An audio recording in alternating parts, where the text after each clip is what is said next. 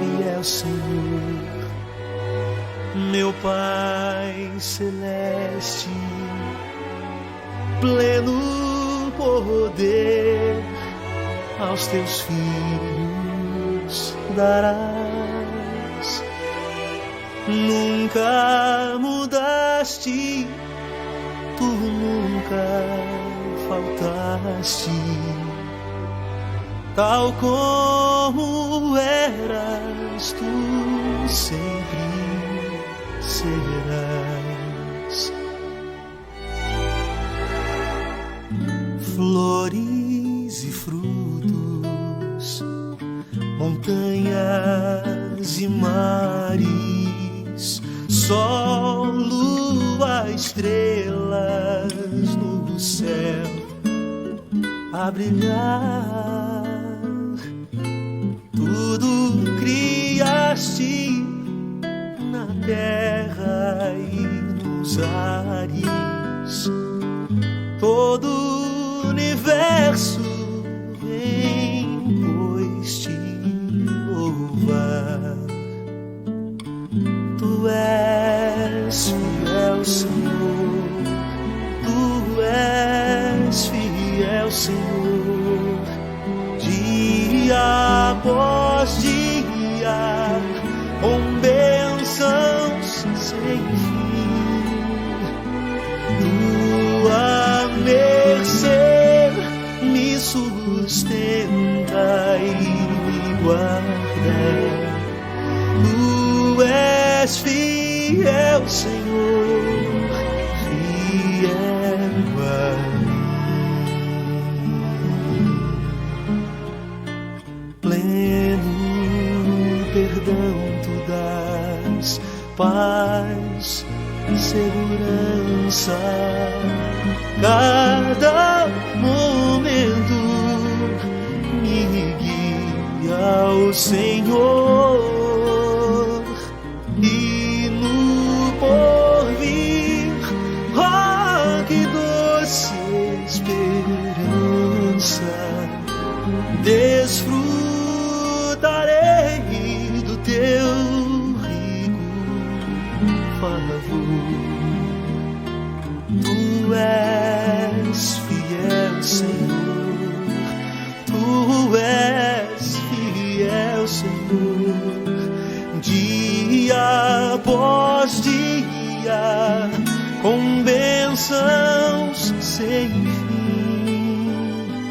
Tua mercê me sustenta e me guarda. Tu és fiel, Senhor, tu és fiel, Senhor, tu és fiel, Senhor, fiel a mim.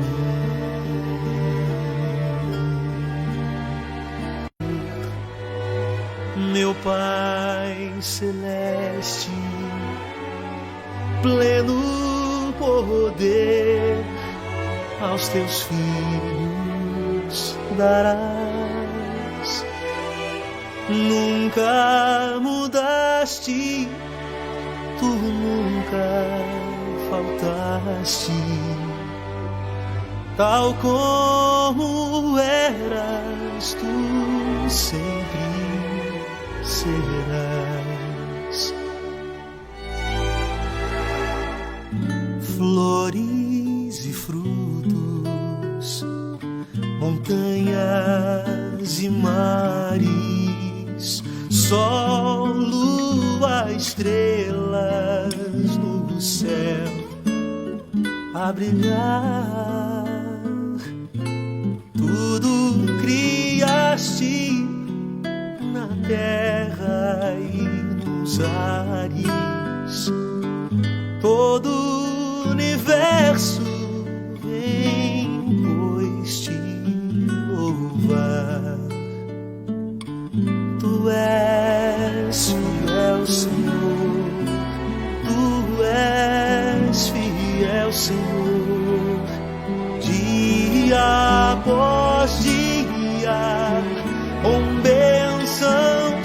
sem fim. Tua mercê me sustenta e me guarda. Tu és fiel, Senhor, fiel a mim. Pleno perdão tu dás, paz, segurança. Cada momento me guia ao Senhor, e no porvir, oh, que doce esperança, desfrutarei do teu rico favor. Tu és fiel, Senhor, tu és fiel, Senhor, dia após dia, com bênçãos sem fim.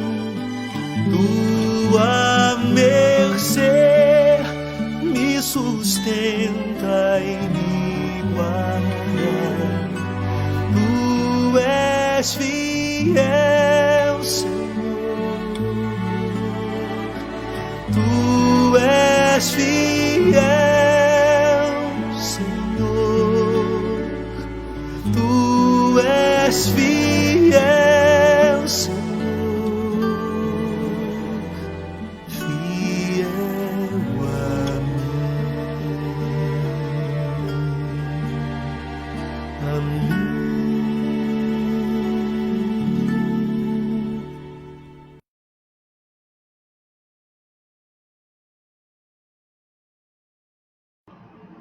Bom dia! Vocês estão me ouvindo bem? Vamos esperar um retorninho aqui para ver se o áudio tá bom, se vocês estão me ouvindo.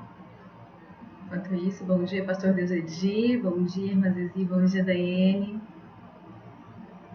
Bom dia, Silvano. Bom dia, tio Roberto. Estão ouvindo bem?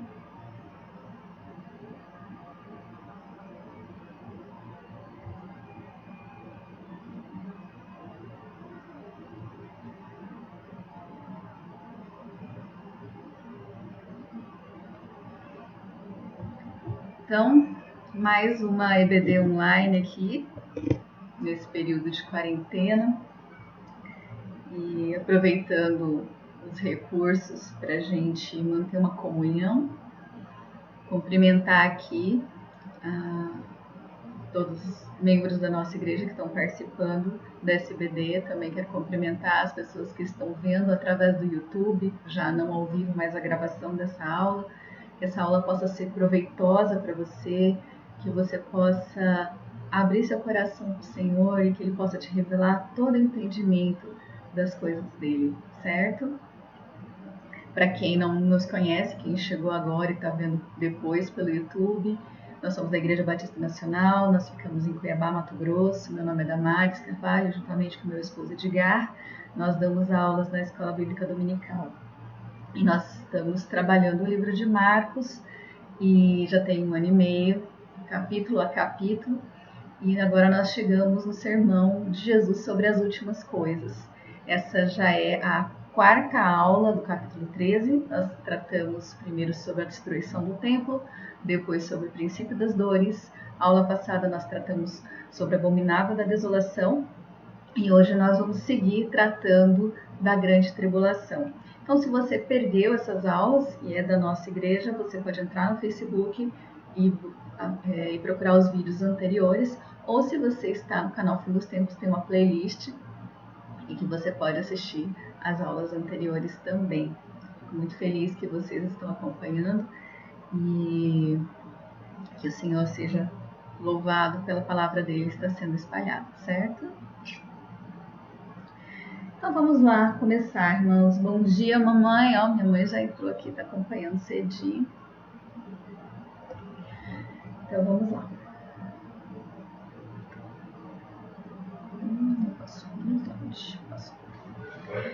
Só para a gente contextualizar, principalmente porque algumas pessoas vão cair agora de paraquedas no nosso vídeo. Nesse capítulo 13, Jesus começa lá no templo, esse aqui é uma maquete do templo, e ele faz a predição da destruição do templo. Os discípulos ficam muito intrigados e depois daquele momento ele sobe para o Monte das Oliveiras e ele vai ser questionado por Pedro, Tiago e João a respeito de quando aconteceria aquelas coisas. Eles fazem 3 perguntas: quando que aconteceria aquelas coisas com o templo, quais eram os sinais da vinda e dos últimos dias. Então Jesus vai respondendo essas questões para eles. E logo de cara Jesus vai falar sobre o princípio das dores, explicar para ele coisas que aconteceriam, mas que não eram para eles se assustarem, porque ainda não é o fim. Então fala de guerras, de terremotos, de doenças, de falsos mestres, falsos profetas que estariam assolando, e que eles não deveriam se assustar, né, com isso. E nós até comentamos por que eles se assustariam com coisas que sempre ocorreram na Terra, porque guerras sempre tiveram, doenças, terremotos, são coisas muito comuns de se acontecer. Por que os discípulos se espantariam com essas coisas?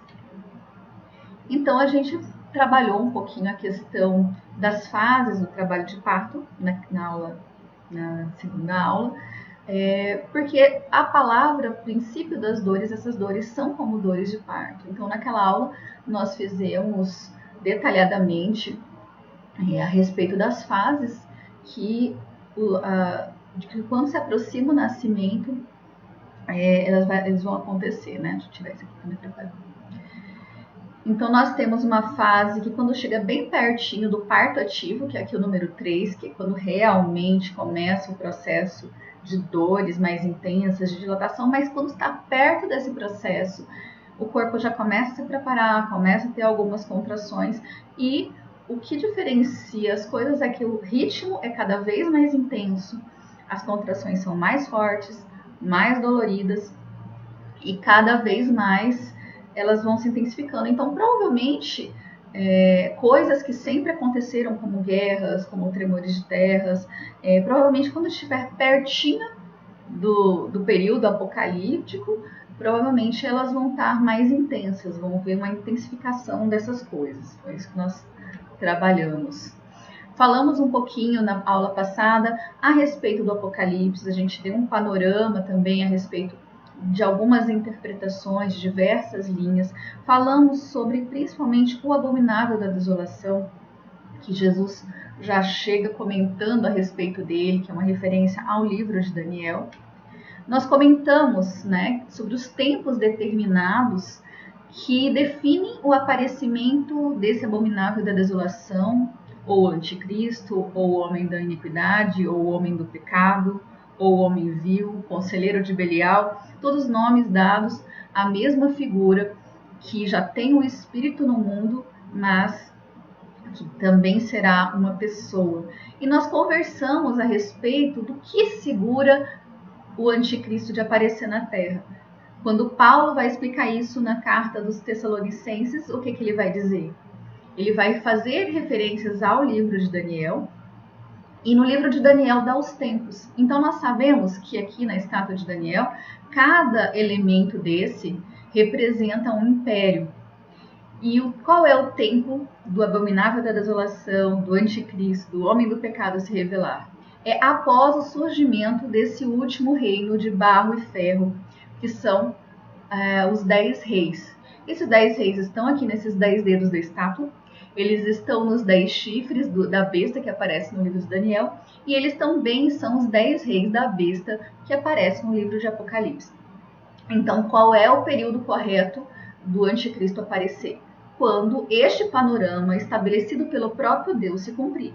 Porque Deus deu essa profecia, ele revelou essas coisas, ele planejou dessa maneira, e de modo nenhum Satanás vai fazer cortar caminho e mandar o anticristo aparecer antes desse momento, porque se Deus determinou que as coisas aconteçam de uma forma, é dessa forma que elas vão acontecer. Por isso, irmãos, eu vejo muita gente daí numa correria para saber quem que é o anticristo. Teve uma época que tudo era Manuel Macron. Aí faz conta com nome, aí faz todas essas coisas. Um da moda também é o genro do Trump. Mas já foi o Príncipe William, já foi Obama, né? Agora tem um novo aqui, esse venho aí do inglês, né? Que ele fala que ele, que na verdade é o rei de direito da Inglaterra, e ele fala umas coisas meio polêmicas, tipo que ele é meio que um segundo Messias, uma coisa assim. Então, pensou, não, agora apareceu o anticristo.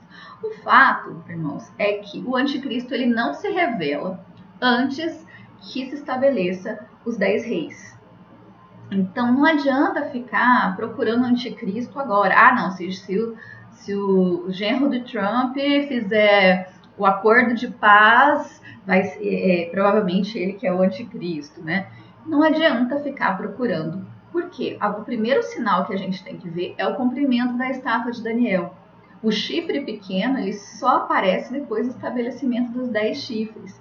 Então, irmãos, vamos com calma, vamos parar de procurar o anticristo por aí. Se tem um sinal que a gente tem que esperar, caso seja para os nossos dias, é o estabelecimento desse reino, desses pés de barro misturado com ferro, tá bom? Então, vamos parar de procurar o anticristo por aí e fazer essas coisas que não tem muito cabimento, porque primeiro tem que se cumprir a profecia para depois ele aparecer.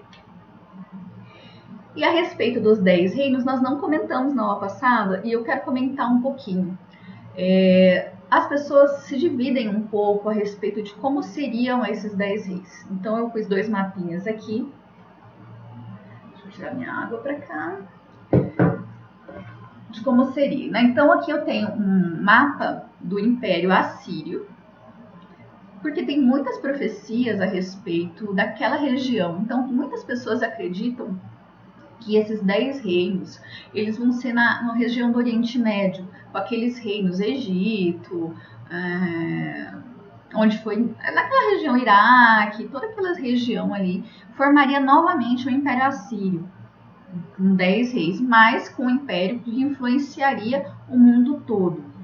Já existem outras pessoas que acreditam que o governo do anticristo vai ser logo de cara um governo mundial, e que o mundo seria dividido em 10 blocos. Por exemplo, aqui o 6, o amarelinho, seria o bloco aqui da América Latina, provavelmente liderado pelo Brasil.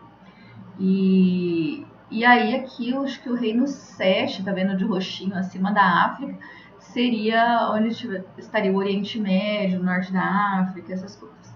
Então o anticristo ele apareceria aqui no bloco 7, viria do bloco 7, mas ele dominaria esses 10 reinos mundiais. Se são 10 reinos mundiais, eles não apareceram ainda, mas se forem 10 reis na região do Oriente Médio, reacendendo o antigo Império Assírio, isso também não aconteceu, então nós sabemos que não é o momento ainda do anticristo aparecer, certo? Lembrando que nas profecias de Daniel surgem os 10 reis. Depois surge o chifre pequeno, que é o anticristo, e 3 desses reis, ou desses reinos, eles não gostam desse surgimento do anticristo. O anticristo faz guerra contra 3 deles, mas vence, então subjuga. No final das contas, ele subjuga esses 3. Então existe não é tudo tão pacífico assim, então tem uma guerra aí no meio. Mas sendo este modelo mundial, ou sendo no Oriente Médio o renascimento desse grande império assírio, nenhum dos 2 panoramas estão formados. Então, vamos acalmar o coração, que se o anticristo nasceu, ele tem que esperar muito bem a vez dele para poder se revelar.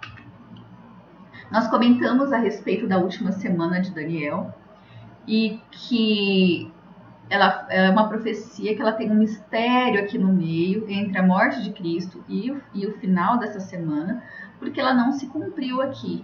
Aqui ela veio toda grudadinha, toda certinha. Cristo morre na data correta e de repente a semana não continua. Isso é um mistério. Mas a última semana tem muitas profecias. Aqui, irmãos, vamos lembrar que nós vamos precisar dessas informações. Quando fala 70 semanas, são 70 semanas de anos. Então, quando fala uma semana, uma semana são 7 dias, mas são 7 anos. Então, cada dia, ela representa ano, tá? Então, aqui nessa última semana, uma semana tem 7 dias, então seria 7 anos.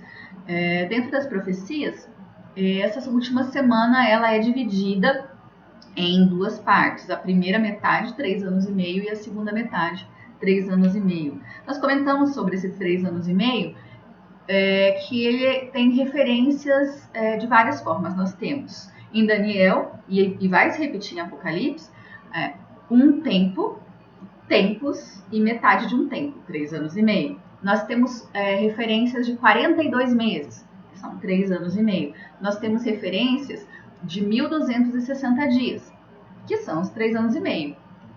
E nós temos, não está aqui, nós também temos referências de 3 dias e meio, porque tem a hora que Deus fala em dias normais, tem vez que Deus fala em meses, e tem vez que ele usa a linguagem profética da última semana. Então, quando ele fala 3 dias e meio em uma profecia, você tem que lembrar que 3 dias e meio quer dizer que estamos dentro da última semana, e cada dia da semana é um ano. Então, quando você fala 3 dias e meio, você está dentro da última semana, então são 3 anos e meio também. Esse entendimento é importante para a gente poder ligar as profecias, porque quando tem uma profecia falando a respeito de tempo, tempos e metade de um tempo, e outra profecia falando de 1260 dias, você tem que juntar isso, porque está falando do mesmo período, tá? Também nós temos aqui a questão dos 7 tempos determinados de Deus, que falamos festa, que tem um cumprimento até o Pentecostes pela metade. Isso que nós vamos comentar hoje, desse Pentecostes aqui, faltando cumprir a outra metade. E vamos dar uma passadinha de leve, porque não é o foco do estudo, no restante das festas. Comentamos também na aula passada, a respeito do espírito do anticristo, que muita gente ignora que ele já opera no mundo. O anticristo em si, ele não apareceu, mas ele já opera através de muitas figuras, muitas pessoas. Você não vai dizer que Hitler, ele não operou no mundo com o espírito do anticristo, ou os líderes da Coreia do Norte, ou Nero, que fez tantas calamidades com os cristãos. Então, a gente não pode dizer que esses homens tão maus e tão perseguidores, né, eles não têm o espírito do anticristo, né? Então, apesar de nós não estarmos vivendo ainda no período apocalíptico, muitos irmãos nossos estão sofrendo como se estivesse, né? Então, nós devemos orar para essas pessoas serem fortalecidas, e nós devemos pensar que por mais que nós estejamos no Brasil, a gente também não pode pensar que isso não pudesse nunca acontecer conosco, porque as coisas de repente podem mudar. E se acontecer, a própria Bíblia diz que nós não devemos nos estranhar de estarmos sendo perseguidos pelo Evangelho por causa de Cristo. Então agora finalmente nós vamos entrar no nosso texto. Vamos lá? Quando, pois, virdes o abominável da desolação situado onde não deve estar quem lhe entenda, então os que estiverem na Judéia fujam para os montes. Quem estiver em cima do eirado não desça, e nem entre para tirar da sua casa coisa alguma. E o que estiver no campo não volte atrás para buscar sua capa. Ai das que estiverem grávidas e das que amamentarem naqueles dias. Orai para que isso não suceda no inverno, porque aqueles dias serão de tamanha tribulação como nunca houve desde o princípio do mundo, que Deus criou até agora e nunca jamais haverá. Se não tivesse o Senhor abreviado aqueles dias, ninguém se salvaria, mas por causa dos eleitos que ele escolheu, abreviou tais dias. Então, no começo aqui eu vou falar a respeito dos dias abreviados. Vou começar por trás, porque, irmãos, tem muita gente que acha que o dia vai ter menos horas nos últimos tempos, que vai passar de uma forma diferente. Eu não sei dizer exatamente como isso se daria, mas o que a gente consegue perceber é que no reinado do anticristo, ele é um reinado que ele vai ter que ganhar esse espaço. Até entre os 10 reis que vão aparecer, ele vai ter que fazer guerra contra 3, porque ele tem resistência de nações. Ele não é assim, chegou e todo mundo aceitou logo de cara. Então você percebe que o reinado dele é um reinado que ele vai se expandindo, né? Então o Senhor, ele abrevia como isso? Com a volta dele. Ele vai lá e interrompe esse processo de perseguição, esse processo, porque se acontecesse de deixar indefinidamente o anticristo agindo, chegaria um ponto que ele conseguiria acabar com todo mundo, ele conseguiria matar todo mundo e dominar 100%. Então, eu entendo que esses dias abreviados são a interferência de Cristo de deixar o tempo dele cronometrado em 3 anos e meio. Ele vai aparecer na primeira metade, vai aparecer, mas ele só tem liberdade para agir como ele quer por 42 meses. Então, esse tempo dele é abreviado, ele não tem mais tempo para continuar a expansão dele. E a outra coisa aqui do versículo 19 é a questão que essa tribulação, como nunca houve e jamais haverá. Tem muita gente que coloca esse texto tipo, já teve a grande tribulação, já teve não sei o quê, mas, por exemplo, você coloca alguma tribulação que aconteceu no ano 70, aí depois veio a Segunda Guerra Mundial e teve aquele holocausto horroroso. Então não foi algo que nunca mais teve algo tão terrível para ter se cumprido lá. Então a gente tem que sempre estar antenado. Será que quando alguém fala que se cumpriu uma coisa, será que se cumpriu mesmo daquela forma? Então quando a gente tem tribulações maiores que vieram, então quer dizer que aquela tribulação do passado não foi a maior de todas.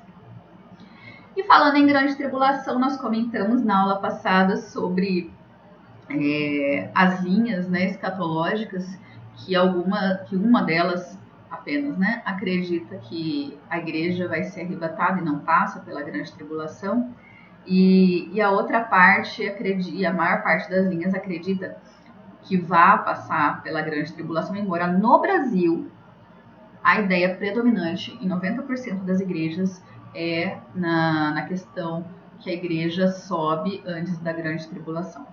E aí eu acho engraçado que quando a gente começa a assistir e estudar o Apocalipse, né, quando a gente escuta certas coisas, não há alívio, né, não, a gente vai ser arrebatada, a gente vai viver, ou então a gente começa a ter dúvidas a esse respeito e começa a ler os textos e tudo, né, e dá aquele desespero, a gente vai morrer, né, e a gente, meu Deus, vou passar por isso, será que eu vou passar, será que meus filhos vão passar por isso, será que meus netos vão passar por isso, e dá uma certa angústia, um certo desespero. Mas o Apocalipse, irmãos, e as profecias de final dos tempos não é para dar desespero para ninguém, não. É para dar esperança e é para produzir a fé, tá? Então, a grande tribulação, para que vocês entendam, dá para pensar que ela é um período de 7 anos, porque na primeira metade já começa a acontecer umas coisas na Terra. Mas a perseguição mesmo do anticristo, que é no meio da semana que ele vai ter a liberdade por agir por esses 42 meses. Mas aqui já acontecem uns bafãozinhos de trombeta, já acontecem umas coisas na terra, e isso vai ser uma tribulação para os povos da terra.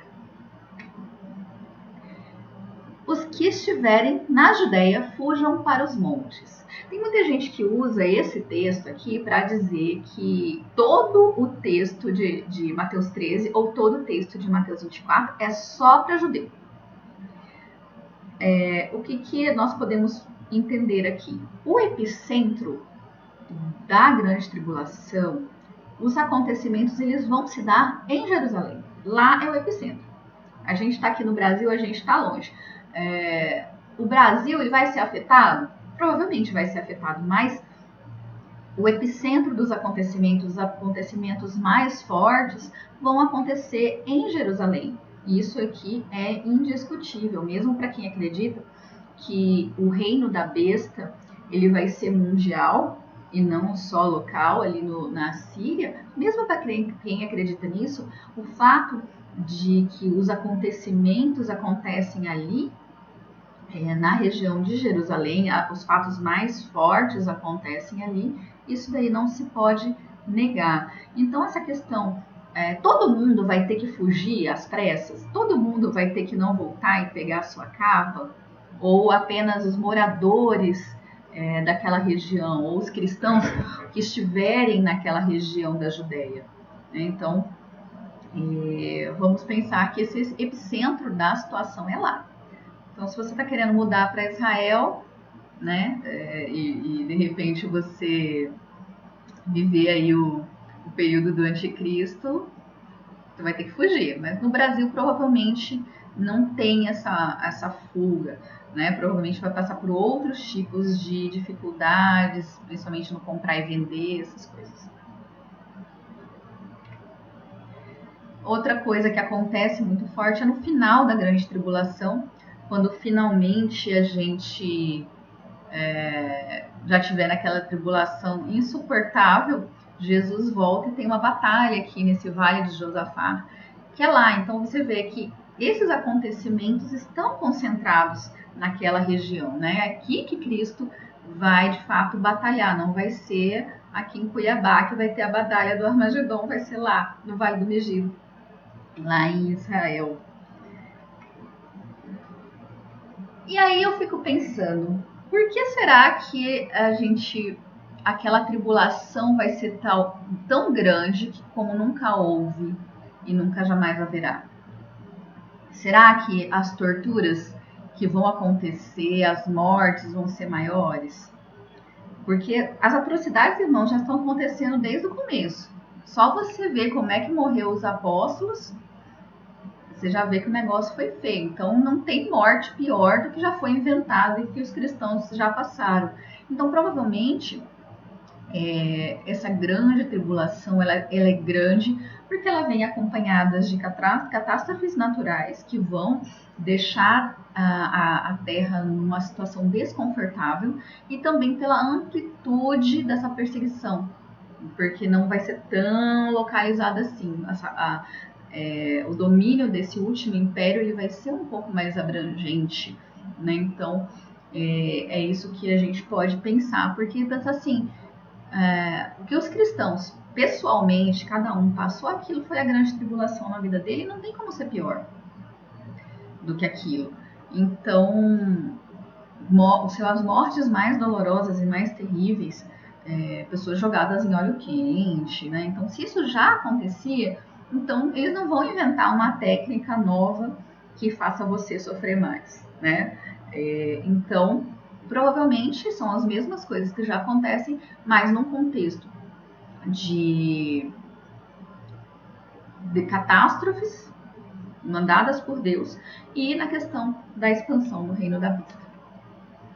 E agora eu quero puxar um texto maravilhoso, polêmico, que é Apocalipse 12, que é a visão que João tem de uma mulher vestida de sol, com 12 estrelas na cabeça e com a lua debaixo dos pés, e ela é perseguida pela serpente. Nós vamos ler todo esse texto, porque ele é muito relevante para que a gente entenda o que acontece na grande tribulação. Deixa eu ver se tem alguma coisa aqui no nosso... Estão todos bem. A primeira coisa que a gente tem que entender é que esta mulher, ela não representa uma coisa só do início ao fim. Primeiro a gente vai pensar em Eva, por causa de Gênesis 3. Por quê? O dragão é a antiga serpente. E lá em Gênesis 3,15, Deus fala que ia colocar inimizade entre a descendência da mulher e a descendência da serpente. Então, é uma profecia que vai já desde o Éden. E quem que é esse descendente que viria? Esse descendente de Eva que esmagaria a cabeça da serpente? Isso foi profetizado lá atrás, mas ele vai se revelar em Cristo. E nós, em Cristo, também somos descendentes da mulher. Então a gente vai pensar nessa ligação. E também nós vamos pensar em Maria, porque Maria gerou Jesus Então, até o versículo 5, nós estamos falando a respeito de tempos passados, porque Jesus precisou nascer de uma mulher, né? E então também está se referindo a Maria. Mas depois do capítulo 6, do versículo 6 para frente, já é uma coisa mais de futuro. Já fala de outros descendentes. Então nós também podemos entender esta mulher como a igreja, tá? Vamos ler? Viu-se grande sinal no céu, a saber, uma mulher vestida de sol, com a lua debaixo dos pés e com uma coroa de 12 estrelas na cabeça, que, achando-se grávida, grita com dores de parto, sofrendo tormentos para dar à luz. Viu-se também um outro sinal do céu, e eis que um dragão, grande, vermelho, com 7 cabeças e 10 chifres, e nas cabeças 7 diademas, e sua cauda arrastava a terça parte das estrelas do céu, as quais lançou para a terra. E o dragão se deteve em frente à mulher que estava para dar à luz, a fim de devorar-lhe o filho quando nascesse. Nasceu-lhe, pois, um filho varão, que há de reger todas as nações com cetro de ferro. Isso aqui é Cristo, né, irmãos? E seu filho foi arrebatado para Deus até o seu trono. Jesus veio, morre, ressuscita e depois ele é levado aos céus. Então, até aqui o versículo 5, aqui nós estamos falando de Jesus. Agora vai ter uma mudança nisso. A mulher, porém, fugiu para o deserto, onde lhe havia Deus preparado lugar, para que nele a sustentem durante 1260 dias. Houve peleja no céu, Miguel e seus anjos pelejaram contra o dragão, e também pelejaram o dragão e seus anjos. Todavia, não prevaleceram, nem mais se achou no céu lugar deles. E foi expulso o grande dragão, a antiga serpente, que se chama Diabo e Satanás, o sedutor de todo mundo. Assim foi atirado para a terra e com ele seus anjos. Então ouvi uma grande voz do céu proclamando: agora veio a salvação, poder, o reino do nosso Deus e a autoridade do seu Cristo. Foi expulso o acusador de nossos irmãos, o mesmo que os acusa de dia, de noite, diante do nosso Deus. Eles, pois, o venceram por causa do sangue do Cordeiro e por causa da palavra do testemunho que deram. E mesmo em face da morte, não amaram a própria vida. Por isso, festejai, ó céus, e vós, os que nele habitais. Ai da terra e do mar, pois o diabo desceu até vós cheio de grande cólera, sabendo que pouco tempo lhe resta. Quando, pois, o dragão se viu atirado na terra, perseguiu a mulher que dera luz ao filho do dragão. Desculpa, gente, que isso? Longe de novo. Quando, pois, o dragão se viu atirado para a terra, perseguiu a mulher que dera à luz o filho varão, e foram dadas à mulher as 2 asas da grande águia, para que voasse até o deserto, ao seu lugar, aí onde é sustentada durante tempos e metade de um tempo, fora da vista da serpente. Então a serpente arrojou sua boca atrás da mulher, água como um rio, a fim de fazer com que ela fosse arrebatada pelo rio. A terra, porém, socorreu a mulher, e a terra abriu a boca e engoliu o rio que o dragão tinha arrojado de sua boca. Irou-se o dragão contra a mulher e foi pelejar com o restante de sua descendência, os que guardam os mandamentos de Deus e têm o testemunho de Jesus. E se pôs em pé sobre a areia do mar. Então aqui, irmãos, neste texto, eu não sei se vocês notaram pelos grifos, nós temos 2 categorias de pessoas. Primeiro nós temos a mulher sendo levada para o deserto para ser sustentada por 1260 dias, que nós já vimos que é 3 anos e meio. e ela vai ser tirada. O dragão vai atrás dela, tenta pegar, não consegue. E aí ele se ira e se volta para o restante dos descendentes. Percebe? 2 tipos de pessoa aqui na fase que o dragão está trabalhando. Uns vão para o deserto ser sustentados por 1260 dias. E o restante vai enfrentar a fúria do dragão. Todo mundo aqui pelo que estava no texto, todos eles são... cadê? Acho que eu não vou encontrar. Mas todos eles deram testemunho, olha aqui, deram testemunho, não amaram as suas próprias vidas. Então, não tem um grupo desses aqui que é inferior ao outro. Mas a gente tem que ter em mente que são 2 categorias. Porque, irmãos, na grande tribulação, nem todo mundo vai morrer. Vai ter pessoas vivas para serem arrebatadas ao final da grande tribulação. Independente de qual linha você siga, quando termina a grande tribulação, tem o arrebatamento. Então, as pessoas vão estar vivas nesse dia que Jesus volta ao final da grande tribulação. Então, não pode todo mundo morrer, não pode ser todo mundo preso, não pode ser todo mundo torturado, todo mundo morto. Então, nós temos essas 2 categorias.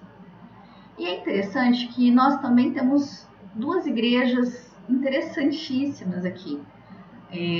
Eu pintei de azul essas 2 igrejas aqui, que é Esmirna e Filadélfia, que inclusive elas estão ligadas na ordem. Para quem a gente não falou sobre isso, no início do livro de Apocalipse, João tem a visão de 7 candeeiros, que eles formam uma menorá, que era o que tinha no templo. E esses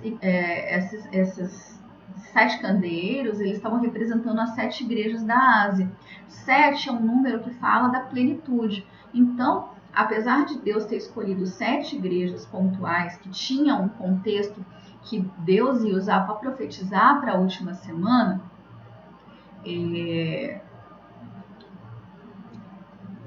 elas existiam no passado, mas elas estão profetizando agora. Então, quando a gente fala em menorá, em candeeiros e candelabros, a gente vai lembrar da igreja, tá? E aqui a gente vai ver o seguinte: nas 7 igrejas,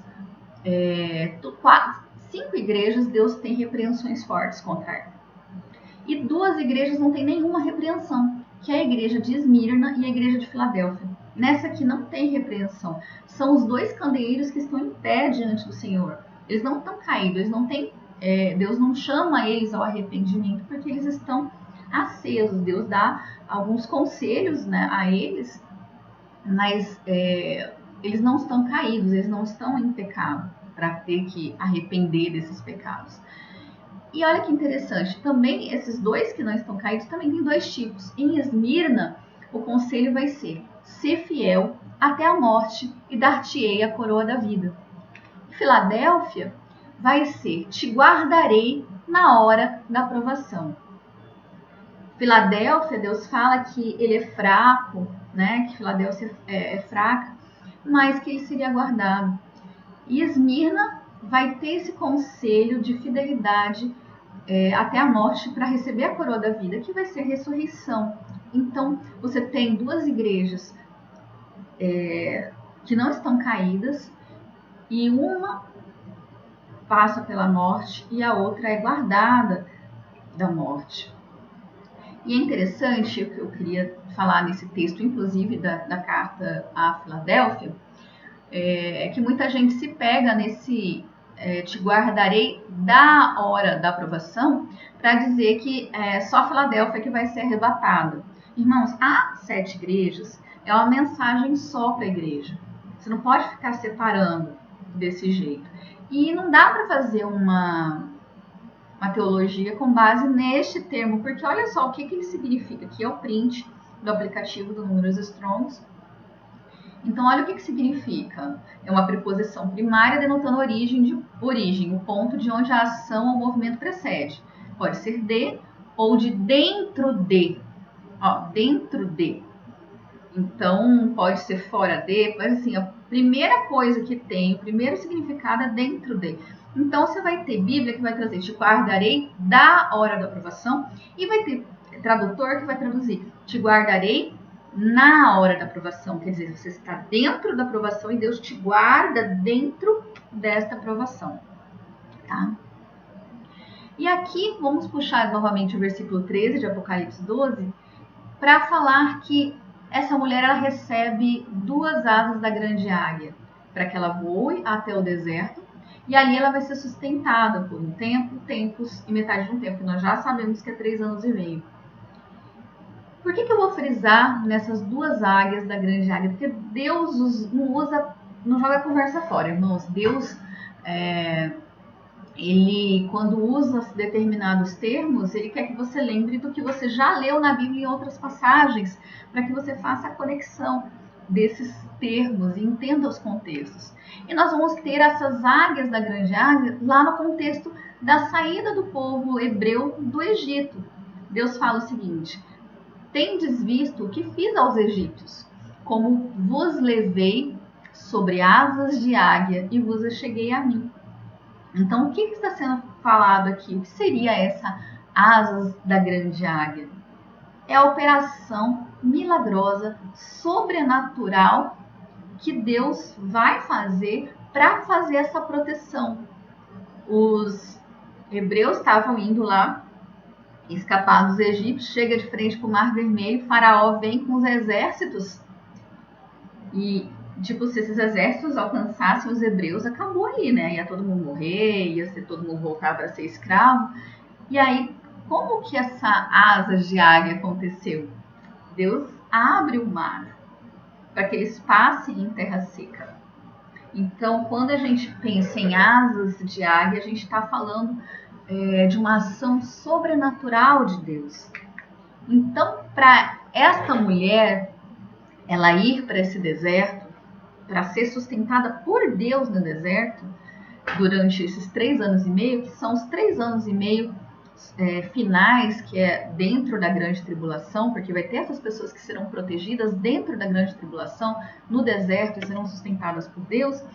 Elas não precisam, tipo, a pessoa passa, como é que eu vou fugir do anticristo? Já fica pensando na mochila que vai ter que carregar, né? Mas aqui está mostrando que Deus vai dar essas asas de águia, é Deus que vai fazer este milagre. E Deus vai conduzir ao deserto, que é um lugar que Ele preparou para sustentar essas pessoas que vão estar guardadas no tempo da grande tribulação. E aí me faz lembrar do texto de Isaías, que a gente gosta muito, mas quando você pensa no cumprimento profético delas para os últimos tempos, a gente entende de uma forma muito maior, mais ampla. Porque Deus é aquele que faz, né? Faz forte ao cansado e multiplica as forças ao que não tem nenhum vigor. Os jovens se cansam, se fadigam, e os moços caem exaustos, mas os que esperam no Senhor renovam as suas forças e sobem com asas como os de águia, correm e não se cansam, caminham e não se fadigam. Irmãos, imagina as pessoas que estarão fugindo do anticristo com as asas de águias do Senhor. Eles não vão se cansar. Os jovens vão se cansar, mas os idosos da época vão lá ter suas forças renovadas e elas vão subir com asas de águia, né? Eles vão correr e não vão se cansar. E Deus está prometendo isso. Então, não precisa tanto se preocupar de como escapar dessas coisas pelas próprias forças, porque os que esperam no Senhor vão ter essas asas como de águia. E aí, o que está acontecendo na terra no momento em que essa mulher é levada para o deserto? A gente já tem 4 trombetas tocando aqui, que são os primeiros 3 anos e meio.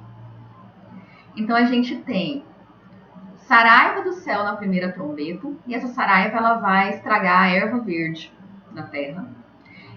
Sabe onde teve saraiva também? A gente vai falar disso. No Egito teve a praga da saraiva, que foi... Tem as águas se tornando em sangue. Isso também tem no contexto do Egito.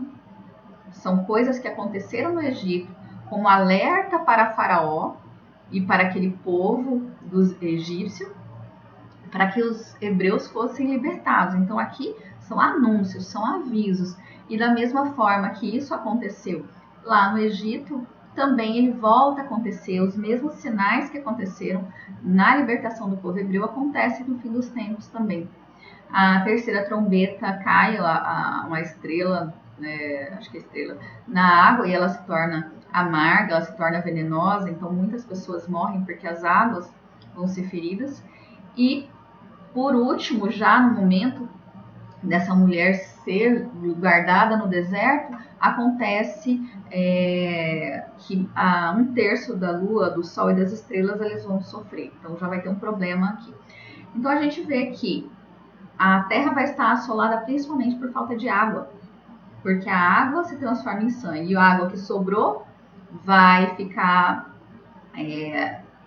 venenosa, né? Então você vai ter um problema sério de se buscar água potável. Você já vai ter, de repente, problemas de energia.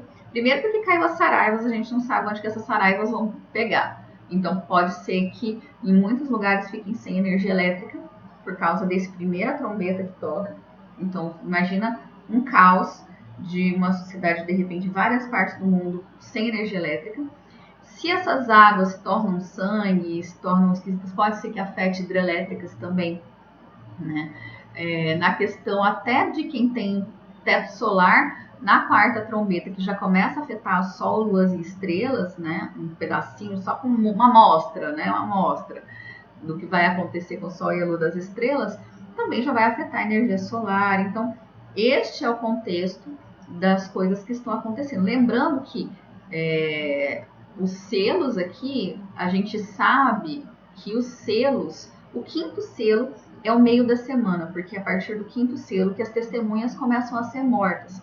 Então a gente sabe que as testemunhas começam a ser mortas no meio da semana. Então, o que tem antes do quinto selo? Vai ter cavalo branco, cavalo vermelho, cavalo preto, cavalo verde, que em algumas bíblias está amarelo. Então a gente tem a falsa paz, depois a gente tem a guerra, a gente tem fome, né, que fala que a comida vai ser cara, e a gente vai ter uma mortandade aí. Então a gente soma esse contexto aqui, por isso que o mundo vai estar muito turbulento, muito atribulado. E é nesse contexto aqui que a mulher é levada para o deserto, porque antes essa mulher vai estar profetizando essas coisas. Olha só, que interessante. Apocalipse 11, de 3 a 8, vai falar sobre as duas testemunhas. Irmãos, duas testemunhas não é muito difícil ser duas pessoas literais. Essas duas testemunhas, elas estão apontando para a lei e os profetas. Está apontando para judeus e gentios profetizando juntos. Está apontando para a igreja de Esmirna e Filadélfia, que são os dois candeeiros que estavam em pé. E está apontando também, que nós vamos falar agora, para a unção de Moisés e Elias sobre o povo de Deus. Nós vamos ver por quê. Darei as minhas duas testemunhas que profetizem por 1260 dias. Então ela está profetizando por quanto tempo? Por 3 anos e meio. São os primeiros 3 anos e meio. Vamos ver o que elas vão profetizar. Elas estão profetizando por 1260 dias, vestidas de pano de saco. E são estas as duas oliveiras e os dois candeeiros que se acham em pé diante do Senhor da terra. Se alguém pretende causar-lhe dano, sai fogo de sua boca e devora os inimigos. Sim, se alguém pretender causar-lhe dano, certamente deve morrer. Então, essas testemunhas, elas não podem ser tocadas, elas não vão ser mortas nos primeiros 3 anos e meio, porque elas vão estar profetizando. Quando fala sobre as duas oliveiras, ele está puxando aqui uma fotinha que é uma representação da visão que teve Zacarias. Vai estar no capítulo 4 de Zacarias. Depois você pode anotar e ir no capítulo 4 que Deus vai dar essa visão. Ela vê 2 oliveiras e dessas oliveiras saía azeite de ouro, para um negócio de ouro que ia abastecer os 7 candeeiros. A gente já sabe, por causa de Apocalipse 1, que os 7 candeeiros, né, que é essa menorá de 7 fogos aqui, representa o povo de Deus, representa as 7 igrejas. Então, a gente vê o óleo. O que é o óleo, irmãos? A gente não fala que o óleo se refere ao Espírito Santo, à unção de Deus. No dia de Pentecostes, nas festas, o que acontecia? Tinha o pão, e o pão era banhado de azeite. Ele era ungido, esse pão, no dia de Pentecostes. E o que aconteceu lá no dia de Pentecostes, após a morte de Jesus e a ressurreição de Jesus? O Espírito Santo veio no dia de Pentecostes trazendo a unção de Deus. Então aqui Zacarias vê 2 oliveiras que vertem um azeite de ouro, um azeite dourado, e ele vai aquecer essa chama dos 7 castiçais. E isso aqui está se referindo ao quê? Às 2 testemunhas. E olha o que as testemunhas podem fazer. Elas têm autoridade para fechar o céu para que não chova durante os dias que profetizem.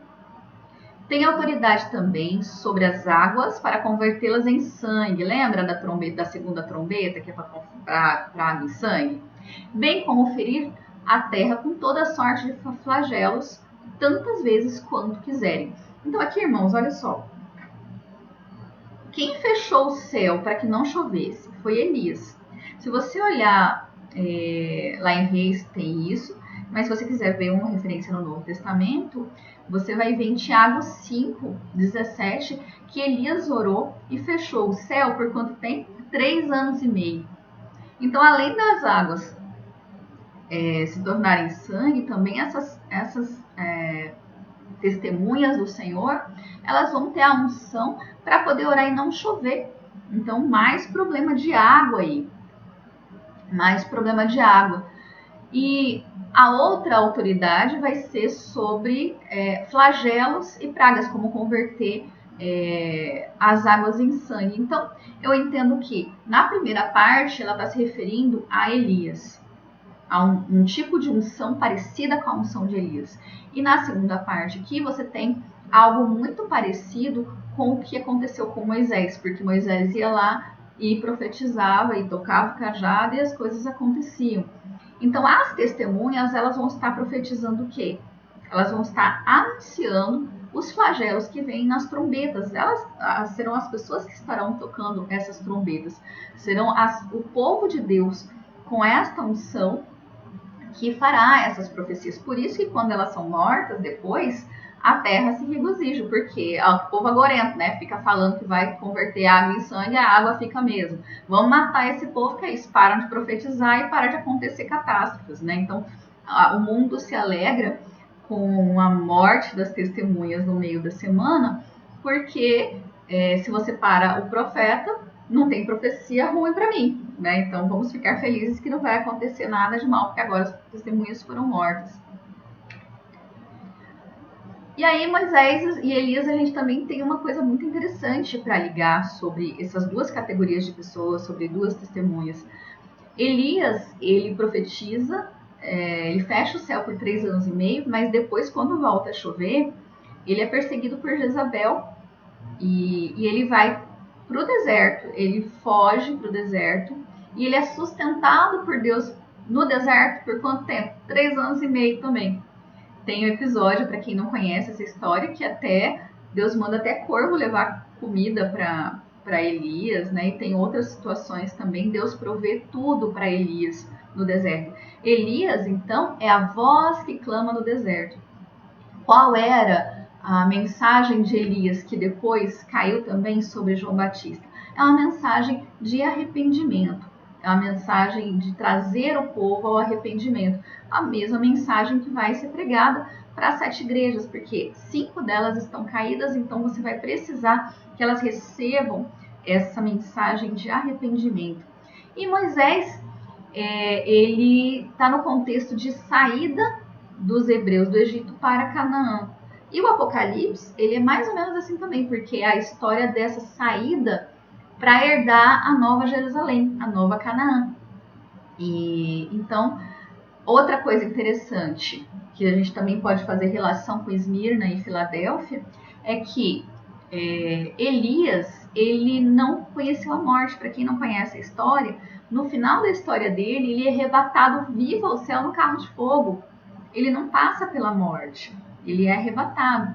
E Moisés, Já Moisés não, ele cumpre a carreira dele e ele passa pela morte antes de conseguir entrar em Canaã, na terra lá prometida. Então a gente tem também se repetindo essa figura do que é protegido e vai ser arrebatado vivo, e a gente tem aquele que vai passar pela morte também. Outro ponto interessante, nós falamos isso na aula da transfiguração. Por que será que Jesus usou justamente naquele monte da transfiguração Moisés e Elias, representando o quê? A lei e os profetas, como duas testemunhas do próprio Cristo, né? A lei fala que tudo precisaria de 2 ou 3 testemunhas. Cristo é a testemunha fiel do Pai. E a lei e os profetas testificam de Jesus. Então, a lei representada por Moisés e os profetas representados por Elias, que vão depois verter esse azeite de ouro aí para as 7 igrejas. Então, vamos continuar nossa leitura ainda. Quando tiverem, então, concluído o testemunho, quer dizer, eles profetizaram pelos 3 anos e meio, concluído o testemunho que devem dar, a besta que surge do abismo pelejará contra elas e as vencerá.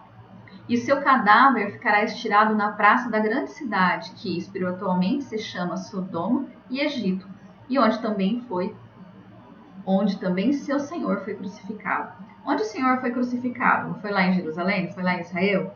Então, as testemunhas que vão ser mortas pelo Senhor, eles vão ser mortas lá em Jerusalém. Por isso que a gente fala que o epicentro dos acontecimentos apocalípticos é lá em Jerusalém. Por mais que todos sejam afetados, o epicentro é lá. E olha que coisa interessante. Mais pra frente, eu acho que eu não coloquei todo o texto para não ficar muito comprido, vai falar que essas testemunhas elas vão ficar com os corpos sem ser enterrados por 3 dias e meio. Lembra? 3 dias e meio, metade da semana. Isso quer dizer que essas testemunhas aqui vão ficar mortas durante 3 anos e meio sem serem enterradas. E agora você imagina que não são 2 homens, apenas 2 homens. Imagina um local onde diversas pessoas que estavam sustentando o testemunho do Senhor foram mortas. E o que vai acontecer com esses ossos? Com essas pessoas não vão perder as carnes, vão ficar podres, e depois isso não viraria um grande vale de ossos secos? Quando o Senhor Jesus, ao fim da fim à grande tribulação, vai acontecer o que também?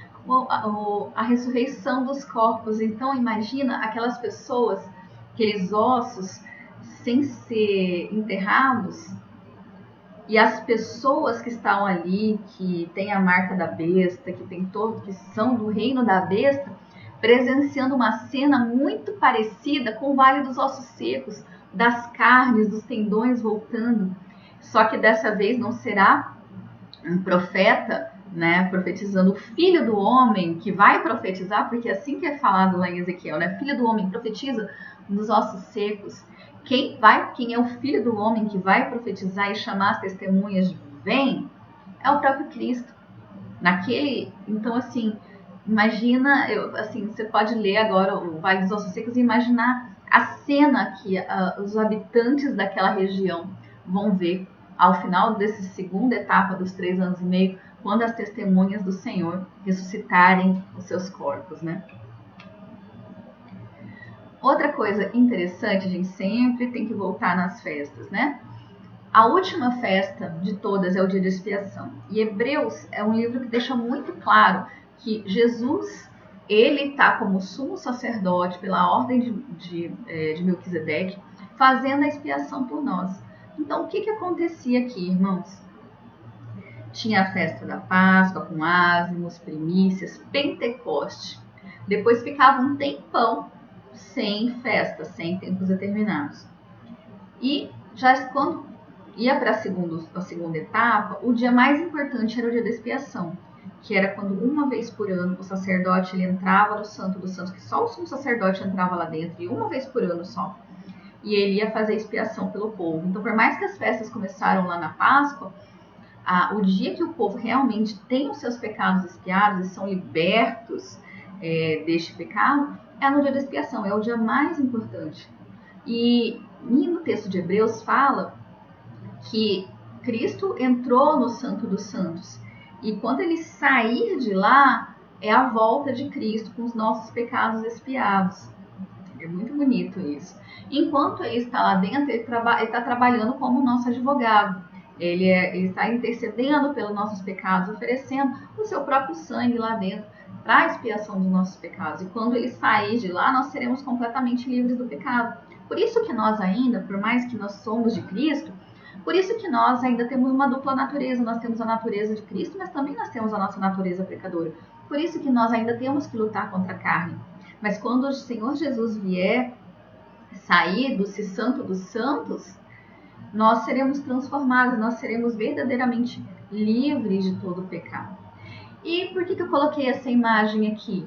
Porque tá vendo, irmãos, que tem um candeeiro aqui de 7 fogos aqui, o amenorá? O sacerdote, antes dele entrar ali, para poder sair e tudo, ele tinha que primeiro colocar azeite nessas lâmpadas. Isso era feito todos os dias, 2 vezes, de manhã e depois à tarde. Por quê? Você coloca o azeite, o fogo cresce, fica enorme, aquele fogo, aquela chama acesa. E com o passar do dia, o azeite vai diminuindo, vai sendo gasto, vai diminuindo, até que a chama está quase apagando. A chama está quase apagando. Igual você pode até lembrar da parábola das 10 virgens, que elas têm azeite nas lâmpadas, e aí quando elas acordam, a chama delas está quase acabando, está quase apagando. As virgens prudentes, elas vão o quê? Colocar mais azeite, que elas tinham azeite reserva. E aí o fogo volta. O fogo delas também estava apagando, mas o fogo volta. E as que não têm azeite, o fogo, depois que já está se apagando, se apaga de vez. Então, como é que acontecia aqui? O azeite ia se queimando, e quando ele estava bem baixinho, durava mais ou menos umas 12 horas, o sacerdote vinha e novamente enchia de azeite. E o fogo novamente voltava forte, né? E como é que a gente pode colocar isso no contexto do fim dos tempos? As oliveiras, que são as 2 testemunhas, são as 2 oliveiras, o que elas estão fazendo? Elas estão derramando o azeite de ouro para encher ali o castiçal. Então é uma grande unção de Deus profetizada para os últimos dias. As testemunhas do Senhor que hão de profetizar, tanto as que vão ser mortas em Jerusalém, quanto as que vão ser protegidas no deserto, elas vão receber esta unção, esse azeite extra. E a Bíblia fala que esses canos eram de ouro, que tem uma peça bem aqui que também era de ouro. E aí nas Bíblias está dizendo que o azeite era dourado, mas quando você vai clicar no aplicativo, o termo para ouro dos objetos e o termo para o dourado do azeite é o mesmo termo, então a gente pode falar um azeite de ouro também. Olha como é intenso você pensar numa unção mais forte que de ouro, né? Então, se a gente pensa que o primeiro derramar do Espírito Santo se cumpriu no dia de Pentecostes e foi possível tantos milagres acontecerem, por exemplo, Paulo, quando ele está no caminho de Damasco e ele tem um encontro com Jesus, ele fica cego. Deus mesmo revela para ele para onde ele deveria ir, na casa de quem que ele deveria ir. Já tinha revelado para a pessoa que estava na casa que era para receber Saulo. Revela para Ananias que era para Ananias ir na casa do outro para poder orar para Saulo. Deus não precisou de celular, não precisou de grupo do WhatsApp, não precisou de correio, não precisou de nada. O próprio Deus fez esses milagres acontecerem e essa comunicação acontecer. A gente tem também aqui representando Felipe, quando ele foi pregar no eunuco, ele estava numa cidade pregando, Deus arrebata ele, põe ele no deserto para pregar para o eunuco. Olha que coisas mais intensas, mais milagrosas, né? E a gente vê também que, como a gente falou na aula passada, que os discípulos que outrora com a fé rasa e fraca, apesar da companhia de Jesus, como Pedro, que nega a Cristo, diante de pessoas comuns, de mulheres que estão ali. Olha, acho que ele andava com aquele Jesus também. Ele nega, depois que ele tem o revestimento do Espírito Santo, no dia de Pentecostes, ele ganha uma autoridade que ele vai lá e mete o dedo na cara das autoridades que antes ele tinha medo. Então você vê esse revestimento de poder para que as coisas aconteçam, né? E aí Pedro, em Atos 2, também vai dizer que Joel estava se cumprindo lá em Atos dos Apóstolos. Mas olha que interessante. E acontecerá, depois que derramarei o meu espírito sobre toda a carne, vossos filhos e vossas filhas profetizarão, vossos velhos sonharão, e vossos jovens terão visões. Até sobre os servos e sobre as servas derramarei o meu espírito naqueles dias. Pedro disse que isso foi em Atos, e foi. Mas tem uma parte que a gente continua lendo que você vai pensar, isso não aconteceu em Atos. Continua, ó. Mostrarei prodígios no céu e na terra. Não aconteceu. Sangue, fogo, coluna de fumaça, o sol se converterá em trevas e a lua em sangue, antes que venha o grande e terrível dia do Senhor. Essa parte aqui não cumpriu junto lá. Então a gente vê que essa profecia é uma profecia que vai ter duplo cumprimento. Se cumpriu uma parte lá em Atos, e a outra parte dela vai se cumprir com esse derramar do azeite de ouro sobre as testemunhas, sobre o povo de Deus.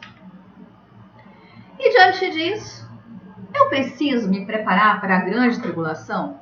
Irmãos, se vocês andarem nesse mundo da internet, você vai ver gente vendendo curso para sobreviver à grande tribulação. Você vai ver gente vendendo kit para você sobreviver à grande tribulação. Você vai ver gente ensinando a guardar alimentos para a grande tribulação, ensinando a fazer bunker, fazer os buracos lá para você se proteger do anticristo na grande tribulação e para poder viver e comer e beber sem a marca da besta. Será que isso é necessário? De antemão, eu já vou dizer o seguinte: o modo que nós vivemos hoje em dia é um modo muito frágil. A gente depende muito de supermercado, a gente depende muito de tudo. Se acontece qualquer coisa, eu gosto sempre de lembrar da greve dos caminhoneiros. 9 dias de greve de caminhoneiro, já começou a faltar coisa no supermercado, já começou a faltar gás, já começou a faltar as coisas. Então a gente tem que pensar que na fase anterior à grande tribulação, você tem o princípio das dores, que vai acontecer o quê? Guerras. Então as comidas podem ficar caras, pode ter uma nação afetando a parte elétrica da outra, que isso é muito comum, para você deixar outro país no escuro. Então você tem uma série de coisas que podem acontecer e atrapalhar essa cadeia produtiva e atrapalhar chegar a sua comida no supermercado. Ou então acontecer um problema econômico grave, como acontece na Venezuela, e quem não tem nada guardado vai ser pego por uma inflação muito grande e pode ficar em maus lençóis. Então, assim, de antemão, eu quero falar que eu acho prudente ter um mínimo de preparação, ter um mínimo de coisas aí guardadas. Mas, irmãos, não é para a grande tribulação. Na hora H, o que a Bíblia fala? Que você vai fugir para o seu bunker? Não, Deus fala que vai pegar a mulher e levar para um lugar preparado por Deus. Deus fala que você que vai ter que caçar seu jeito, Deus fala que vai te dar asa de águia, que vai te levar de uma forma sobrenatural. E provavelmente é muita gente que vai para o deserto. Deus vai dar sonhos, vai dar visões, vai ensinar ao povo como isso vai proceder, né? E no deserto, irmãos, não tem água. Você vai depender de quem? Da água do Senhor, vai ter comida, né? É um meio que recria o contexto do povo hebreu no deserto antes de entrar para Canaã. É uma dependência de Deus. Então, eu penso que querer criar condições para se livrar do anticristo pelas próprias forças, você não está tendo confiança na palavra de Deus e no livramento do Senhor. Acho que quem puder ter uma preparação devida, porque assim, em outros países muita gente tem coisas guardadas por causa de guerras, por causa de coisas. O Brasil, o pessoal é muito light, né? Então a gente não planta a nossa própria comida mais, a gente não sabe se virar. Se não puder ir no supermercado, a gente rapidinho está em maus lençóis. Então, talvez fosse o caso de pensar em criar um modo de vida um pouco mais autossuficiente, sim, talvez. Mas daí a querer fazer bunker e querer fugir do anticristo pelas próprias forças, aí já é muito, entendeu? Porque senão você vai estar saindo daquela ótica de que quem for para o deserto vai ser sustentado por Deus. Vamos ter aqui, tem um comentário aqui.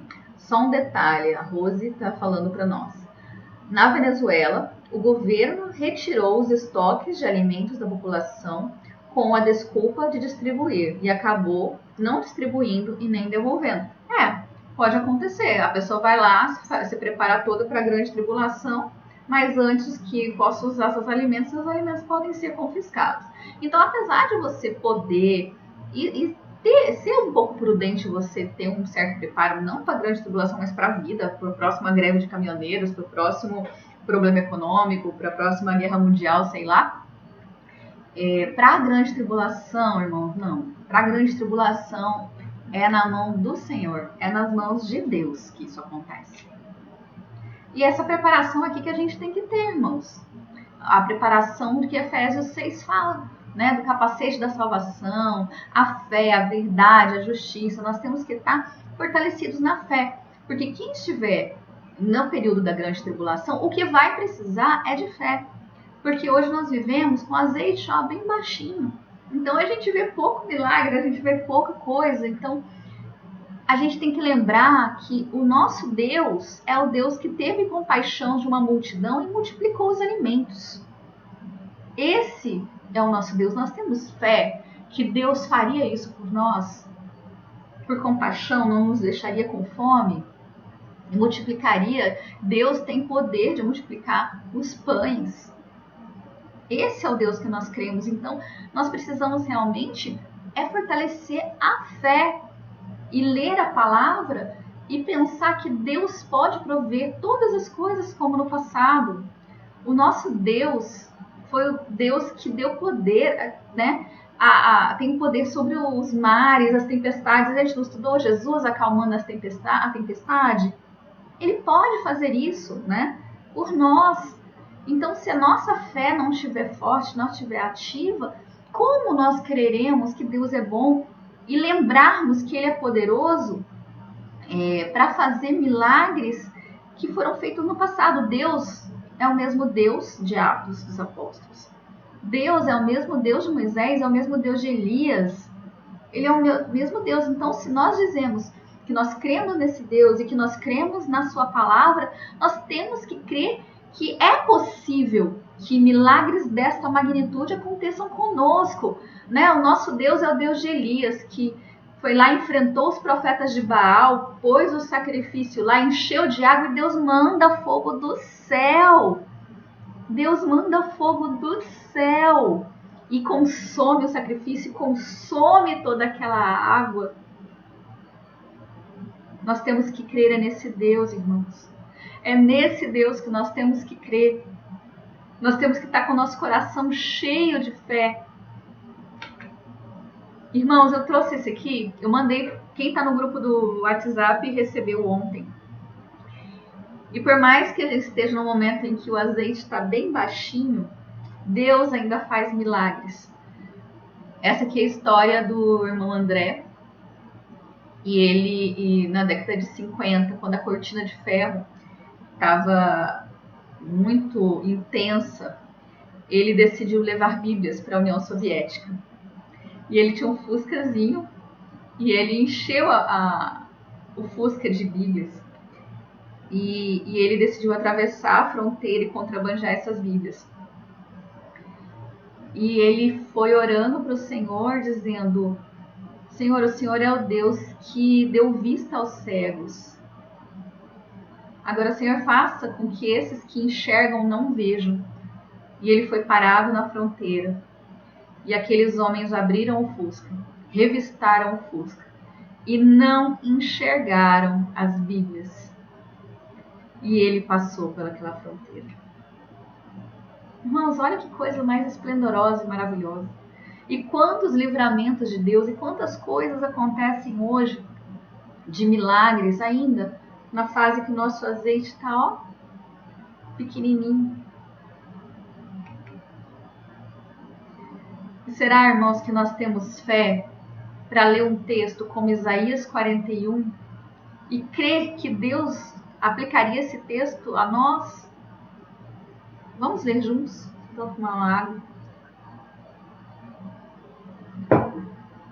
Os aflitos e necessitados buscam águas e não as há. Lembra que no Apocalipse a gente vai ter problema de água? A sua língua se seca de sede. Mas eu, o Senhor, os ouvirei. Eu, o Deus de Israel, não os desampararei. Abrirei os rios nos altos desnudos e fontes no meio dos vales. Tornarei deserto em açude e terra seca em mananciais. Então quem for para o deserto, irmãos, Deus vai prover a água. Se for um deserto literal, claro que não é todo mundo que vai para um deserto literal, porque nem tem deserto aqui no Brasil, né? Mas quem for para o deserto vai poder estar na mão do Senhor, porque Ele é o Senhor que tem poder de abrir um açude de águas no deserto. Plantarei no deserto o cedro, a acácia, a murta e a oliveira. Conjuntamente porei no ermo o cipreste, o olmeiro e o bucho, para que todos vejam e saibam e considerem e juntamente entendam que a mão do Senhor fez isso e o Santo de Israel o criou. Apresentai a vossa demanda ao Senhor. Apresentai a vossa demanda, diz o Senhor. Alegai as vossas razões, diz o rei de Jacó. Trazei e anunciai-nos as coisas que hão de acontecer. Relatai-nos as profecias anteriores, para que atentemos para elas e saibamos se cumpriram. Fazei-nos ouvir as coisas futuras.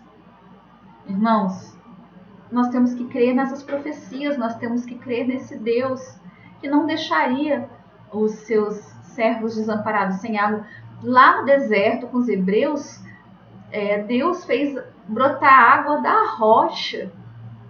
E o nosso Deus é o mesmo Deus. Então, irmãos, não vamos precisar ficar pensando quanto de água eu tenho que estocar para sobreviver por 3 anos e meio, se for o caso. Porque Deus está prometendo sustentar a mulher que for para o deserto. Nós temos uma outra preparação para fazer. 1 Coríntios 10, de 1 a 12. Esse eu não coloquei o texto. Vocês que estão com a Bíblia abram, para vocês que gostam de visualizar. E eu vou ler aqui com vocês da minha Bíblia. Que isso aqui é o mais importante. 1 Coríntios 10. Ora, irmãos, não quero que ignoreis que nossos pais estiveram sob a nuvem e todos passaram pelo mar. Ele está falando dos antigos que passaram pelo Mar Vermelho e foram salvos ali no deserto. Tendo sido todos batizados, assim na nuvem como no mar, com respeito a Moisés. Todos eles comeram de um só manjar espiritual. Beberam da mesma fonte espiritual, porque bebiam de uma pedra espiritual que os seguia, e a pedra era Cristo. Entretanto, Deus não se agradou da maioria deles, razão porque ficaram prostrados no deserto. Lembra que Deus segurou eles no deserto por 40 anos e aquela geração foi morrendo no deserto porque Deus não se agradou deles?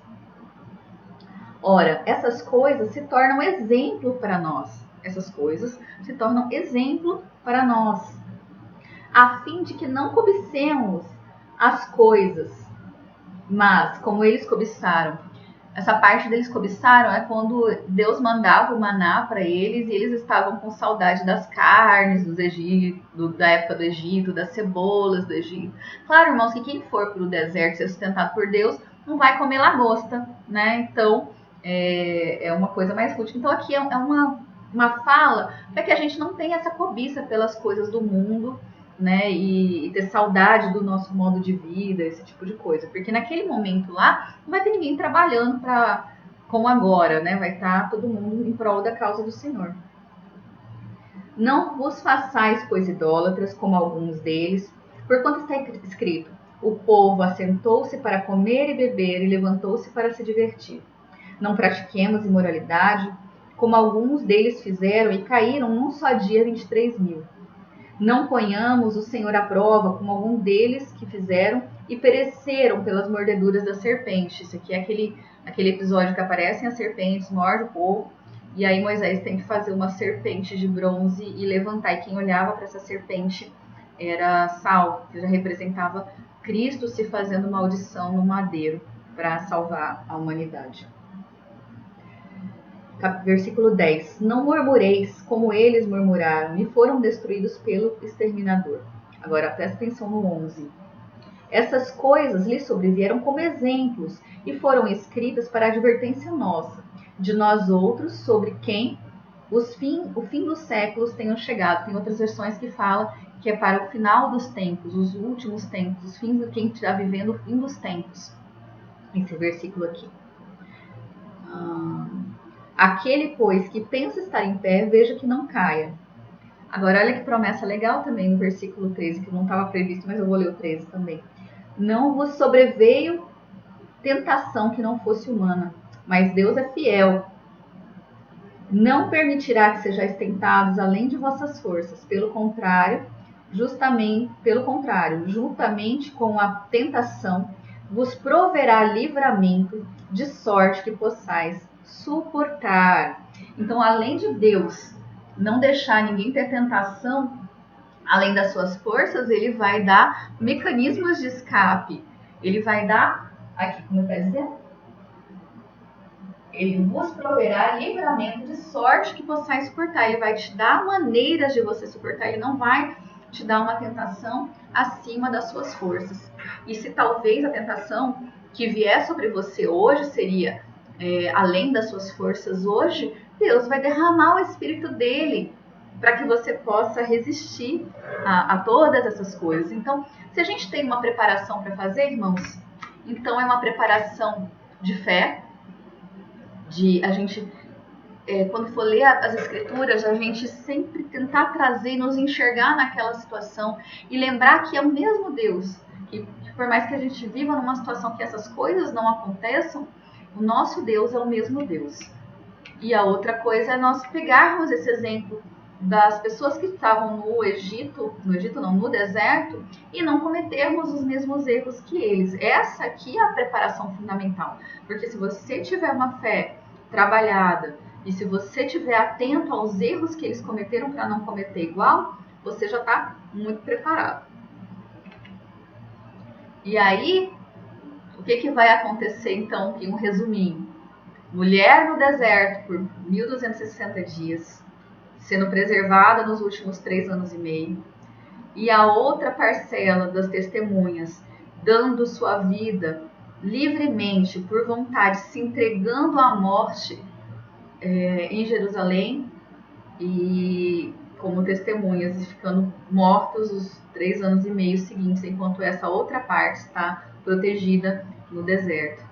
Nós temos Satanás furioso perseguindo esse restante da descendência aqui, mas a gente sempre tem que lembrar que o castiçal neste período vai estar com muito azeite.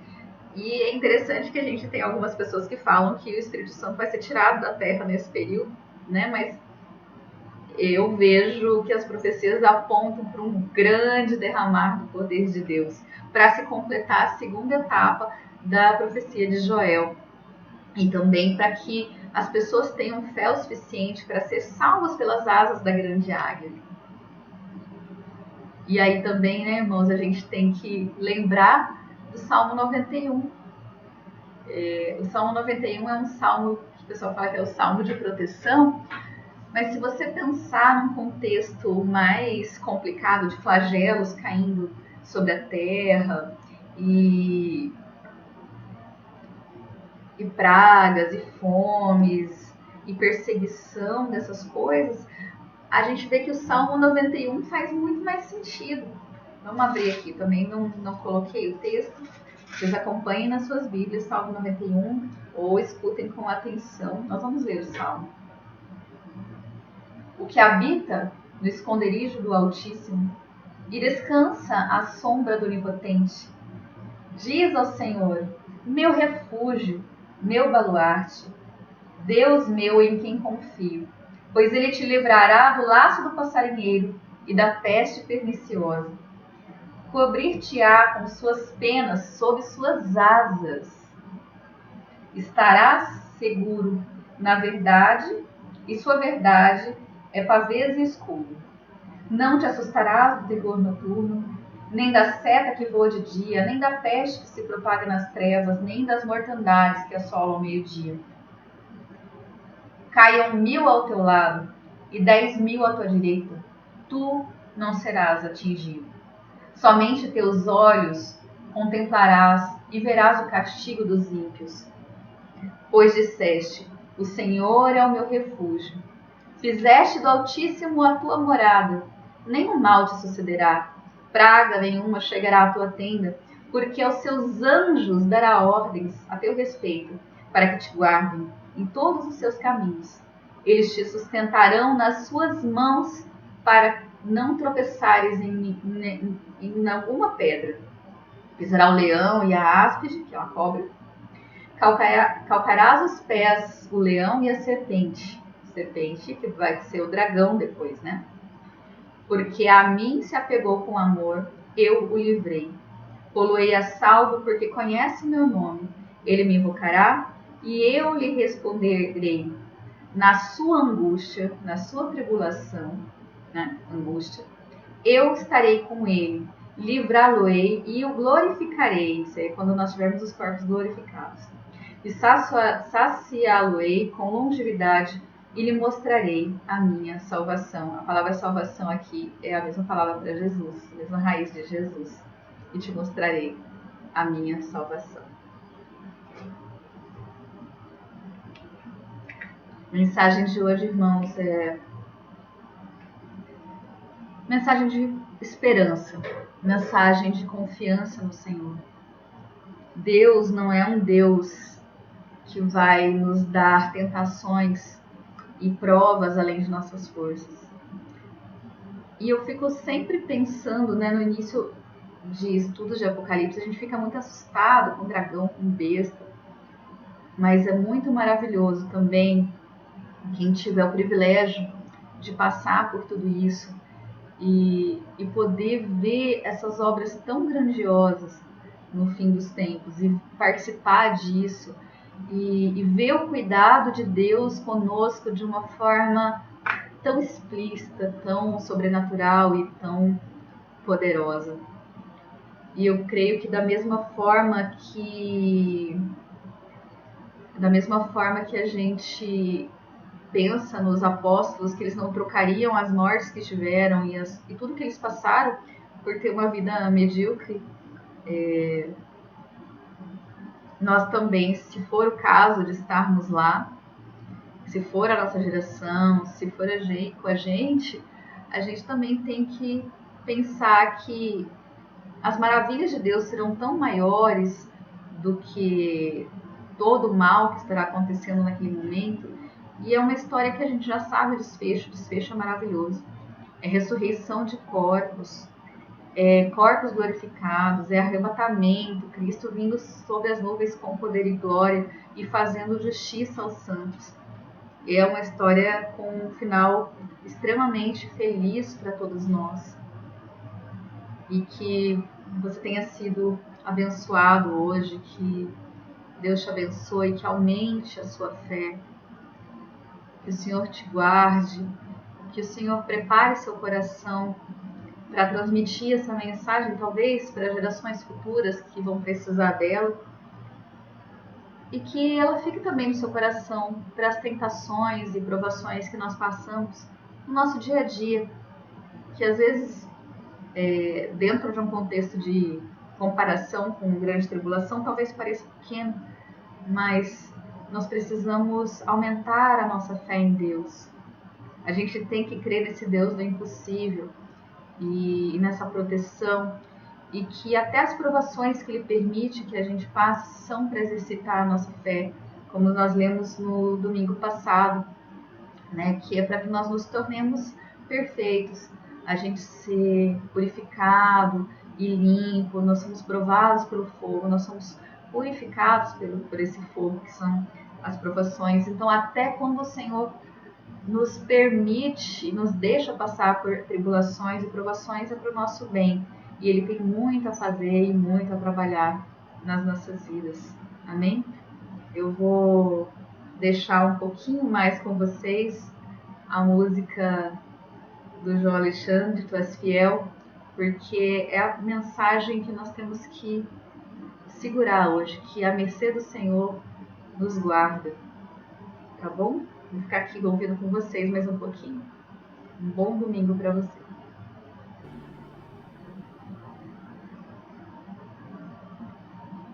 Suas músicas te acompanhando sempre. Música ilimitada no plano Deezer Premium, sem anúncios e com a função offline. Você baixa suas músicas favoritas e pode ouvir